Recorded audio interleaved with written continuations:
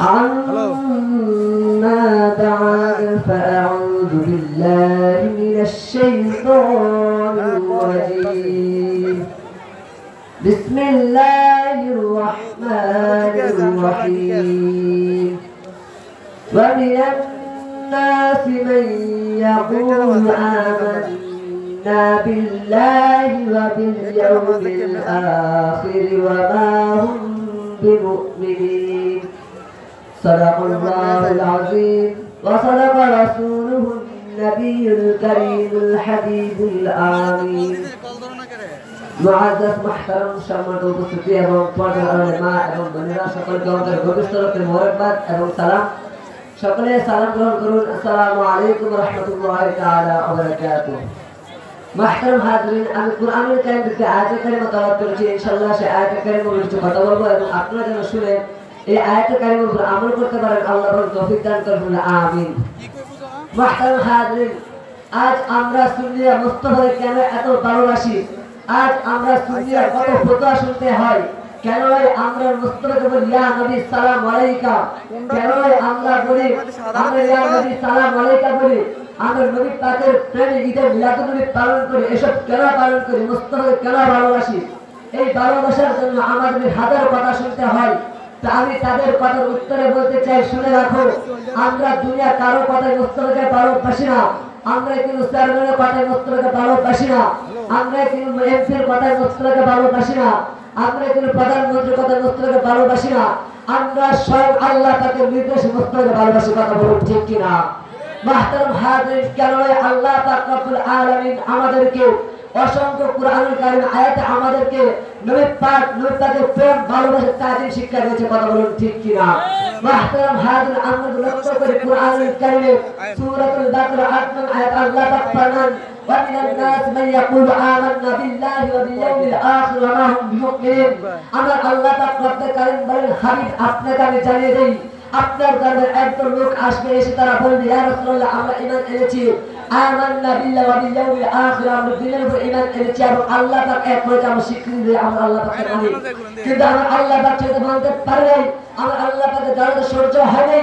আমরা আল্লাহ পাকের হাবিব আপনি শুনে রাখুন ওয়া মা হুম বিমুমিনিন, তারা মুমিন না। চিৎকার করে নাউযুবিল্লাহ। বন্ধু, আমার বড় কষ্টের বিষয়, আজ আমরা শুনতে পাই নারায়ে তাকবীর স্লোগান শুনতে পাই, দিন ইসলাম শুনতে পাই, ইত্যাদি ইত্যাদি শুনতে পাই, কিন্তু নারায়ে রিসালাত শুনতে পাই না। আমার আল্লাহ পাক বলেন হাবিব তারা এজন্য মুমিন নয়। কেন নয়? আমি রব্বুল আলামিন স্বীকৃতি দেই, আমি রব্বুল আলামিন রয়েছে যারা মানে, আমি রব্বুল আলামিন সৃষ্টিকর্তা যারা মানে। কিন্তু মুস্তাফা তারা তো এটা জানে না। তারা কি এটা জানে? অবশ্যই জানে। কেন নয়? আপনি মুস্তাফা প্রেরণ না করতাম, আপনি মুস্তাফা সৃষ্টি না করলে কিছু সৃষ্টি করতাম না, কিছু প্রেরণ করতাম না। মুস্তাফা আমি কি করে মানতে পারি? তারা আমাকে মানবে, আমার দিনকে মানবে, আপনি মুস্তাফাকে মানবে না। রব্বুল আলামিন সেটা মানতে পারে না। এদিকে আমি বলে দিচ্ছি আমার বিমুমিন, তারা মুমিন না। চিৎকার করে নাউযুবিল্লাহ। মাহতারাম হাজির, আল্লাহ পাক সূরা নিসা 40 আয়াতে ফরমান ইয়া রাসূলুল্লাহ মান ইউতি রাসূলুল্লাহ ফাকাদ আতা আল্লাহ। আপনি তাদেরকে জানিয়ে দিন যারা আমি রব্বুল আলামিনকে ভালোবাসতে চাই, আমাকে পেতে চাই, আমাকে মহব্বত করতে চাই, আমার প্রেম মুগ্ধ হতে চাই, তাদের অবশ্যই অবশ্যই আপনি মুস্তাফাকে ভালোবাসতে বলুন সুবহানাল্লাহ।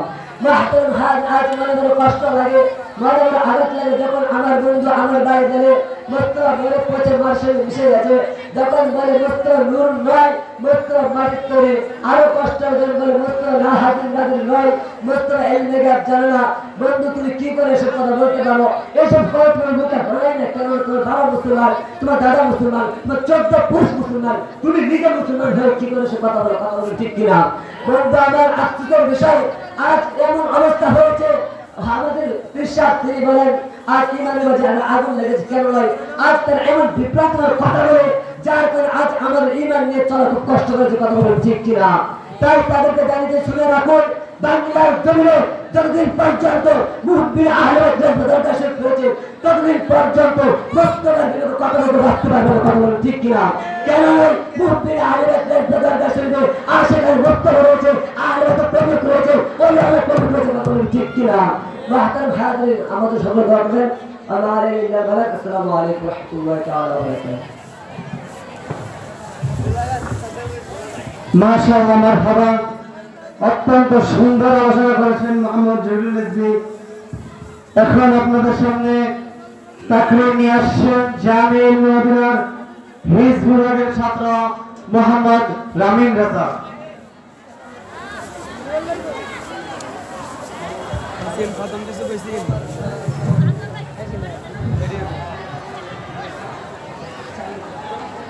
السلام عليكم ورحمة الله وبركاته. نحمده ونصلي ونسلم على رسوله الكريم. أما بعد فأعوذ بالله من الشيطان الرجيم. بسم الله الرحمن الرحيم. قد جاءكم من الله نور وكتاب مبين. صدق الله مولانا العظيم وصدق رسوله النبي الكريم الآمين. أول ما خلق الله نور ومن نور خلق الجميع الكائنات أو كما قال عليه الصلاة والسلام. সম্মানিত আশিকান মুস্তাফা জাকিরিন, সকলকে আমার আন্তরিক সালাম। আসসালামু আলাইকুম ওয়া রাহমাতুল্লাহি ওয়া বারাকাতুহু। আমি আপনাদের সঙ্গে কোরআন থেকে একটা আয়াত তেলাওয়াত করেছি। আল্লাহ পাক রব্বুল আলামিন বলেন, "কদ জাআকুম মিনাল্লাহি নূরুন ওয়া কিতাবুম মুবিন।" হে জগতের মানুষ, তোমাদের নিকট দুটি জিনিস প্রেরণ হয়েছে, একটা হলো নূর আর একটা হলো কিতাব। তো সম্মানিত সুধী, এখন আমি বলবো নূর দ্বারা কি আমার নবীজিকে বোঝানো হয়েছে নাকি আসমান জমিন পাহাড় পর্বত অন্য কিছুকে বোঝানো হয়েছে? এটা কি আমাদের বোঝার দরকার আছে কি নাই? অবশ্যই দরকার আছে। এটা বুঝতে হলে আমাদের কি করতে হবে? আমাদের সর্বপ্রথম তাফসীর ধরতে হবে। যারা কোরআন কারীম তাফসীর করে, সকল মুফাসসিরগণ তাফসীরের মাথার তাজ যিনি হযরত আব্দুল্লাহ ইবনে আব্বাস রাদিয়াল্লাহু তাআলা তিনি বলেন, "ওয়ালা জাআকুম মিনাল্লাহি নূরুন ওয়া নূর রাসূলিল্লাহ মুহাম্মদ কিতাবুম মুবিন বিল হালাল ওয়াল হারাম।" সম্মানিত সুধী, আমি বলবো যে নবীজি কি যা ঘরের মানুষ বেশি জানে নাকি দূরের মানুষ বেশি জানে? ঘরের মানুষ বেশি জানে। যিনি নবীজির আপন চাচাতো ভাই হন তিনি বেশি জানেন নাকি আমরা তো আপনারা বেশি জানেন? কথা বলুন ঠিক না? সম্মানিত সুধী, তিনি বলেন, "ওয়ালা জাআকুম মিনাল্লাহি নূর রাসূলিল্লাহ মুহাম্মদ।" নূর দ্বারা হুজুর পাক সাল্লাল্লাহু আলাইহি ওয়াসাল্লামকে বোঝানো হয়েছে। আর কিতাবুম মুবিন হারাম পার্থক্য করার জন্য কোরআন কারীমকে বোঝানো হয়েছে। সুবহানাল্লাহ। তো সম্মানিত সুধী, অনেকে বলে থাকে যে নবীজি আমাদের মতো না, নবীজি নূরের নবী নয়, নবীজি আমাদের মতো না। এবং দলিল দিয়ে থাকে, "কুল ইন্নামা আনা বাশারুম মিসলুকুম।" যে নবীজি হে আপনি বলুন, নূর দ্বারা হে আপনি বলুন, আমি তোমাদের মতো মানুষ, সাধারণ একজন মানুষ। সেখানে নাউজুবিল্লাহ। সম্মানিত সুধী, এত শানের বুঝুন তারা বুঝে না, এত শানের বুঝুন তারা বুঝে না। তার নবীজি বলেছেন যে আমি তোমাদের মতোই। কেন বলেছেন? কাফেররা বলতে থাকলো নবীজি কাফের, নবীজি বলে জাদুঘর। নবীজি এজন্যই বলেন আমি কাফের নই, আমি জাদুঘর নই, আমি তোমাদের মতো দেখতে রঙের নবী আমাদের মতো। কারণ নবীজি দুইটা পা মোবারক, নবীজি দুইটা হাত মোবারক, কথা বল ঠিক কিনা? এই রঙের রঙ নয়, নবী আমাদের মতো, কথা বল ঠিক কিনা? সম্মানিত সুধী, আমি বলবো রাস্তা দিয়ে যদি আমার বাবার মতো যদি একজন লোক হেঁটে যায়, আমি কি তাকে যদি বলি যে সে আমাদের বাবার মতো, সে আমার বাবার মতো দেখতে লেগে যায়, সে কি আমার জন্মদাতা পিতা হয়ে গেল? নবী আর কি আমাদের মতো হলো না। কারণ যে তার থেকে পাচ্ছে দেখতে আমার বাবার মতো হতে পারে, কথা ঠিক না? তারপর থেকে নবী আমার মতো। ও ভাই, নবী আমার কিভাবে আমার মতো? আল্লাহ বলেন, আমি বলতে রাখলাম নবী আমাদের কিভাবে হবে? ওই নবী আমাদের করে গে আল্লাহু আসিবু, ওই নবী খেদমত করে গে মাতবিল খাদাবু, ওই নবী কি সবর করে, ওই বুরুক সবরু, ওই নবী কুলা সবর করে, ওই নবী আরাম সবরু, ওই নবী কাশ সবর করে, ওই নবী কুলা লামা কাশ সবরু। আল্লাহ বলে এই জগতের মানুষ আমার হাবিবকে নিয়ে আসতে আসতে লাভা করিয়েছি। ওই নবীকে তোর কেমন বসতে আমার মতো? তোমরা যারা বলো নবীকে তোমরা এই নবী সম্মান করে বিরুদ্ধে মুসলমান হয়ে যায়, আর তোমরা নবী মুসলমান হয়ে তোমরা নবীকে নিরাপত্তা বলে হয়ে যাও, নবীকে মূর্খ বলে হয়ে যাও। জেনে রাখো তোমাদের জন্য একটা ভূত রয়েছে, কথা বল ঠিক কিনা? যারা নবীকে নিরাপত্তা বলে হয়ে যাও, যারা নবীকে মূর্খ বলে হয়ে যাও, নবী হাদিসে বলেন মা সাব্বা নবিয়্যান ফাকতুলু ফাকতুলু ফাকতুলু। যেই তুমি নবীকে গালি দিবে তাকে কতল করে দাও, কতল করে দাও, তার বাজার না দেবো, কথা বল ঠিক কিনা? সম্মানিত সুধী, বাংলার জমিনে আমার নবীকে যদি নিয়ে আরেকটা কথা বলা হয়, নবীকে নিরাপত্তা বলে আরেকটা গালি দেওয়া হয়, জেনে রাখো বাংলার জমিনে তোমাদের পাল্লা থাকবে না, কথা বল ঠিক কিনা? এই বলে আমার সংক্ষিপ্ত বক্তব্য শেষ করলাম। আসসালামু আলাইকুম ওয়া রাহমাতুল্লাহি ওয়া বারাকাতুহু।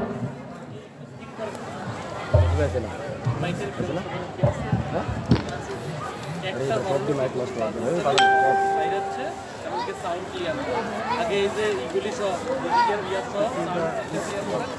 স্পষ্ট করে মাইকের বাইরের সাউন্ড ক্লিয়ার নাই, মাইক বাইরে হচ্ছে ভিতরের যে সাউন্ড মাইকটা তো মনে করে আর কিছু ভালো হচ্ছে কনফারেন্স সেটা ওদিকে মাইক একটা ফলো না ওদিকে বাজার একটু মাইকের সাউন্ড ক্লিয়ার করে কোনটা না কোনটা প্রত্যেকটা প্যাকেট হিসাব করতে হবে। বাজার নষ্ট হয়ে গেছে ভাই। আরে এদিকে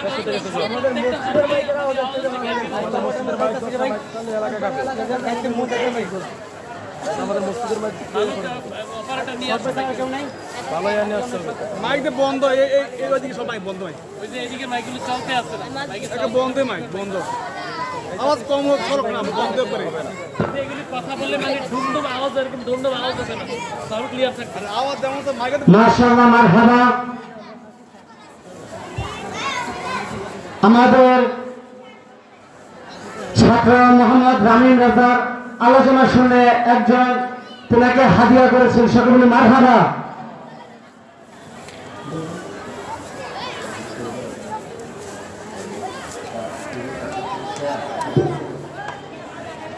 আসসালামু আলাইকুম ওয়া রাহমাতুল্লাহ। পুরুষদের ফ্রি প্রাথমিক চিকিৎসা সেবা কেন্দ্রে আমার হাল কাউন্টার রয়েছে। যারা ফাজালে আহলে বাইত ও আলা হযরত কনফারেন্স ঢাকায় অনুষ্ঠিত হওয়ার দিন যারা নিয়েছে তারা তো জমা দেবেন এবং নতুন করে যারা নিতে চান তাদের জন্য ব্যবস্থা আছে। আমার হাল হুজুর কেবলার নির্দেশে লিখিত আমার হাল, এটা নিয়ে যাবেন দয়া করে।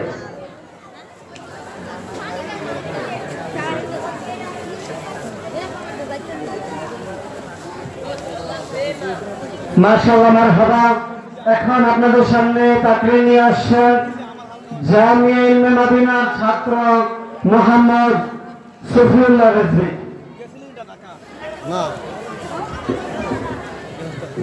الحمد لله رب العالمين والصلاة والسلام على حبيبه الكريم أما بعد فأعوذ بالله من الشيطان الرجيم بسم الله الرحمن الرحيم قل بفضل الله وبرحمته فبذلك فليفرحوا هو خير مما يجمعون صدق الله العظيم وصدق رسوله النبي الحبيب الكريم।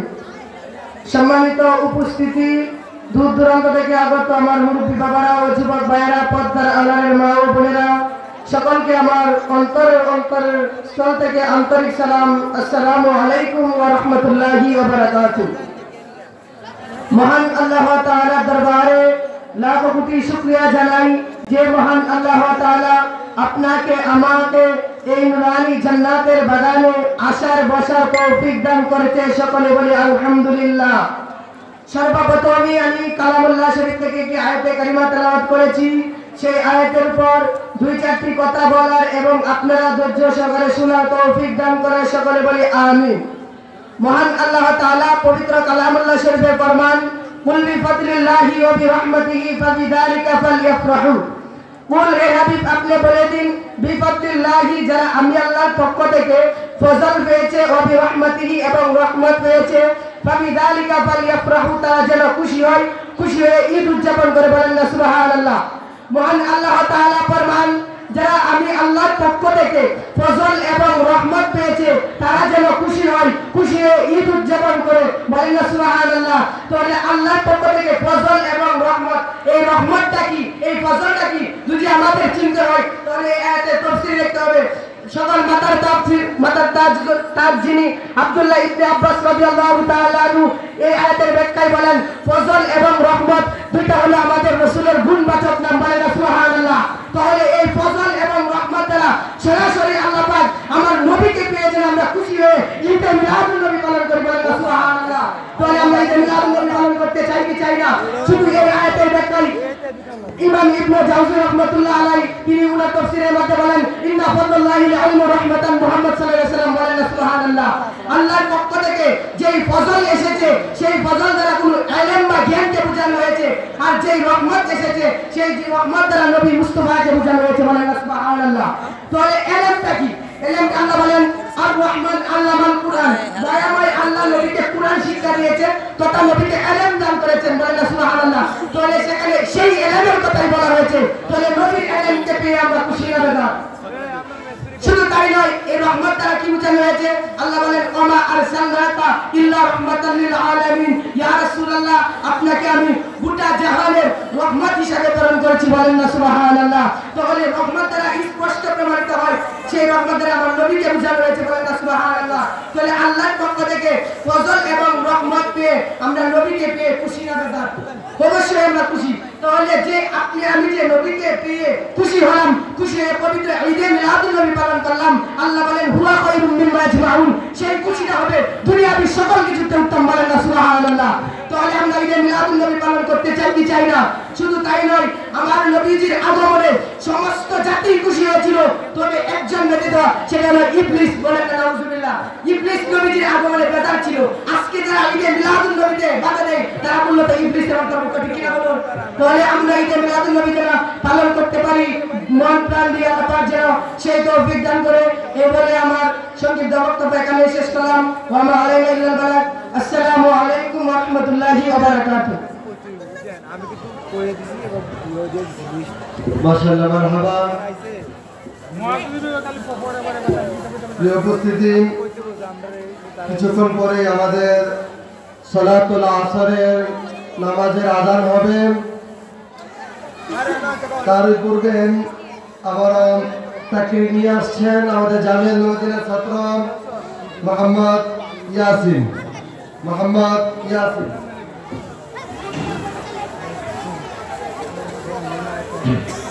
السلام عليكم ورحمة الله تعالى وبركاته.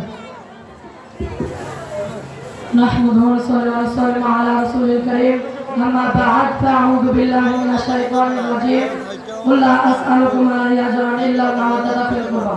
صدق الله العلي العظيم وصدق رسوله النبي الكريم الآمين. সম্মানিত উপস্থিতি এবং মহান আহলে বাইতের স্মরণে মহান আহলে বাইতের স্মরণে এখানে স্থানীয় উলামায়ে কেরামগণ, মেহমান বৃন্দ, সকলকে আমার আন্তরিক সালাম। আসসালামু আলাইকুম ওয়া রাহমাতুল্লাহি তাআলা ওয়া বারাকাতুহু। আমার আল্লাহ পাক রব্বুল আলামিন পবিত্র কালামুল্লাহ শরীফের মধ্যে বলেন, কুল, হে হাবিব আপনি বলে দিন, আপনি দিনে দাওয়াতের বিনিময়ে কিছুই চান না, শুধুমাত্র জাস্ট লাভ মাই ফ্যামিলি, শুধুমাত্র আপনার পরিবারের ভালোবাসা চান। চিৎকার করে বলুন সুবহানাল্লাহ। হুজুর পাক সাল্লাল্লাহু আলাইহি ওয়াসাল্লাম হাদিস শরীফের মধ্যে ইরশাদ করেন, قال رسول الله صلى الله عليه وسلم احب الله لما يرزقكم من نعمه واحبني لحب الله واحب اهل بيتي لحب। চিৎকার করে সুবহানাল্লাহ। হুজুর পাক সাল্লাল্লাহু আলাইহি ওয়াসাল্লাম বলতেছেন যে তোমরা আল্লাহর শুকরিয়া আদায় করো, কেননা তিনি তোমাদেরকে অগণিত নিয়ামত দিচ্ছেন।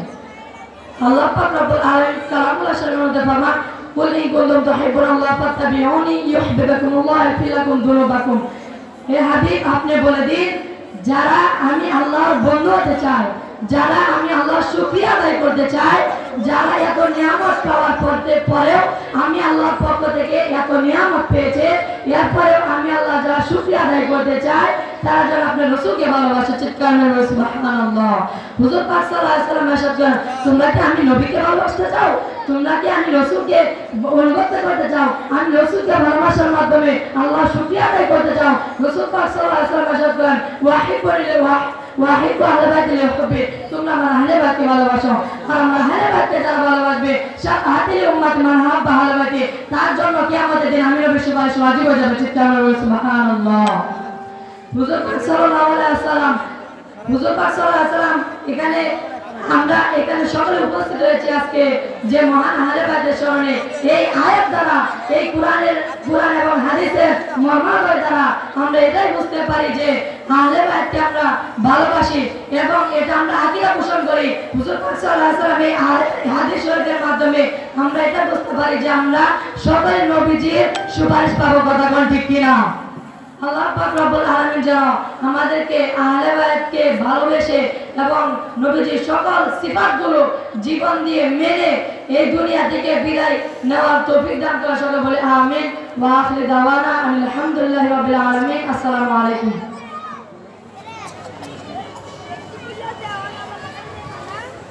মাশাআল্লাহ, মারহাবা।